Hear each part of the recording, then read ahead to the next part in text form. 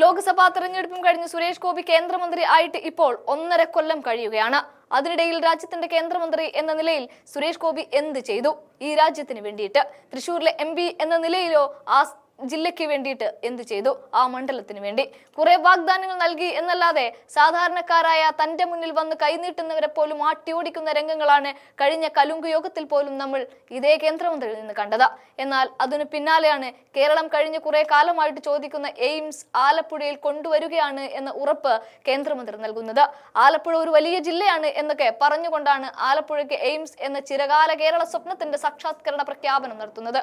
ഒന്നോർക്കണം, ആലപ്പുഴയുടെ കപ്പിത്താനായ കോൺഗ്രസിന്റെ കേന്ദ്രത്തിൽ പിടിയുള്ള KC വേണുഗോപാലിന്റെ മണ്ണിൽ വെച്ചാണ് തൃശൂരിനെ വെട്ടിമാറ്റിക്കൊണ്ട് സുരേഷ് ഗോപി എത്തുന്നത്.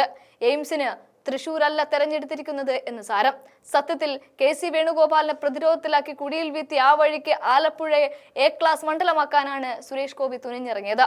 എന്നാൽ ഇവിടെയാണ് 8ന്റെ പണി KC തൃശൂരിൽ വെച്ചുകൊണ്ട് തന്നെ സുരേഷ് ഗോപിക്ക് നൽകുന്നത്. അദ്ദേഹത്തിന്റെ വാക്കുകളിലേക്ക്. ഇതെല്ലാം ചെയ്തത് CPM-ഉം ഗവൺമെന്റുമാണ്. അപ്പൊ അവരിപ്രാവശ്യം തിരഞ്ഞെടുപ്പ് മുന്നിൽ കണ്ട് അത് തൊട്ടു മുമ്പേ കൂടി നടത്തുന്ന ഇത്തരം പരിശ്രമങ്ങൾ മനസ്സിലാക്കാനുള്ള ശേഷിയുള്ളവരാണ് കേരള ജനത എന്നുള്ളത് ഉറപ്പാണെന്നാണ് ഞാൻ പറയുന്നത്.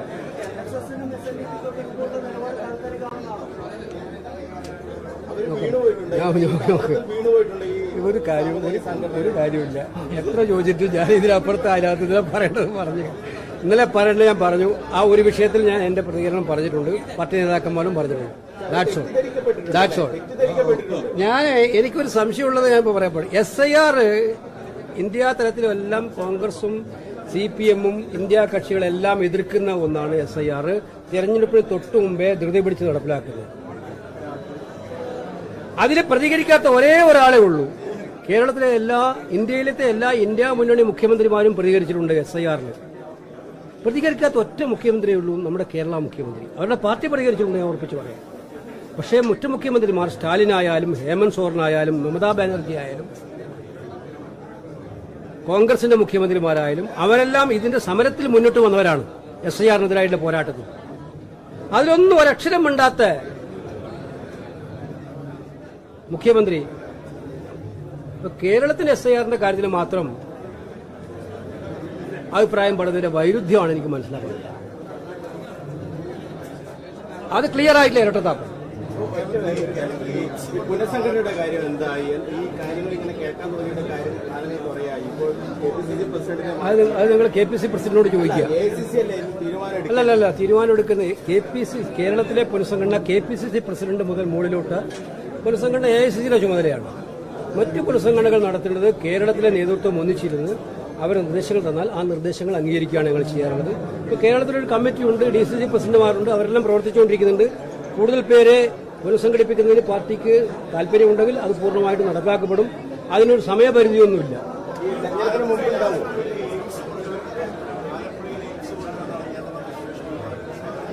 അല്ല, അതൊരു കേന്ദ്രമന്ത്രിയുടെ പ്രഖ്യാപനമായിട്ടാണ്, സുരേഷ് ഗോപിയുടെ അല്ല. ഒരു കേന്ദ്രമന്ത്രി, നരേന്ദ്രമോദിയുടെ ക്യാബിനറ്റിലിരിക്കുന്ന ഒരു കേന്ദ്രമന്ത്രിയുടെ പ്രഖ്യാപനമായിട്ടാണ് ആലപ്പുഴയിൽ എയിംസ് വേണം. അപ്പോൾ അത് സ്വാഗതാർഹമായ കാര്യമാണെന്ന് ആലപ്പുഴയുടെ ജനപ്രതിനിധിയുടെ MP എന്നുള്ളത് നമ്മൾ പറഞ്ഞു. കാരണം കഴിഞ്ഞ ഒരുപാട് നാളായിട്ട് കേരളത്തിനൊരു എയിംസിന് വേണ്ടി കേരളം കരഞ്ഞു കാത്തിരിക്കുകയാണ്. ഇതുപോലെ വിവേചനം മറ്റൊരു സംസ്ഥാനത്തിനും കേന്ദ്രം നൽകിയിട്ടില്ല.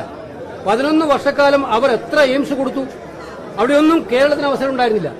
ഞങ്ങൾ പാർലമെന്റിൽ ഞാൻ ചോദിച്ച ചോദ്യത്തിന് ഇന്നത്തെ ആരോഗ്യമന്ത്രിയും അന്നത്തെ ആരോഗ്യമന്ത്രിയുമായ നഡ്ഡ മറുപടി പറഞ്ഞിട്ടുണ്ട്, എയിംസ് കേരളത്തിന് അനുവദിച്ചിരിക്കും. പക്ഷെ ഇന്നുവരെ അനുവദിച്ചില്ല. സത്യത്തിൽ അത് വാഗ്ദാന ലംഘനമാണ്.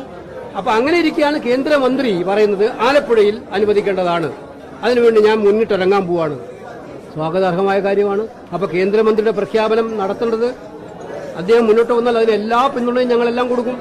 അവിടെ പബ്ലിക് ആയിട്ടുള്ള സ്ഥലമുണ്ട്, അത് നടത്തണം. നമുക്ക് കേരളത്തിൽ എവിടെയായാലും എയിംസ് വേണം. ആലപ്പുഴയിലാണ് എയിംസ് ഉള്ളത്. നമുക്ക് ഏറ്റവും സന്തോഷമുള്ള കാര്യമാണ്. ഏറ്റവും കൂടുതൽ ബെനൂനറിയല്ലോ, പാവപ്പെട്ടവർ ഏറ്റവും കൂടുതൽ ആശ്രയിക്കുന്ന സ്ഥലമാണത്. ഒരു സ്ഥലമുണ്ട്. സ്വകാര്യ മേഖലയിൽ ഒരു പ്രധാനപ്പെട്ട ആശുപത്രി ഇല്ലാത്തൊരു ജില്ല ഏതാണെന്ന് ചോദിച്ചാൽ ആ ഒറ്റ ജില്ലയാണ്. അപ്പൊ മെഡിക്കൽ സൗകര്യങ്ങൾ ഏറ്റവും വേണ്ടപ്പെട്ട ഒരു ജില്ലയാണ്. നല്ല കാര്യം, നമ്മളെല്ലാ സഹകരണവും കൊടുക്കും. പബ്ലിക്കായ സ്ഥലമുണ്ട് അവിടെ, ഗവൺമെന്റ് വിചാരിച്ചാൽ തന്നെ സ്ഥലം കൊടുക്കാൻ പറ്റും. അക്കാര്യത്തിൽ സുരേഷ് ഗോപിയുടെ നിലപാട് അദ്ദേഹം കൂടുതൽ ശക്തമായിട്ട് ഉന്നയിക്കണം എന്നാണ് എനിക്ക് പറയാനുള്ളത്. എല്ലാവരും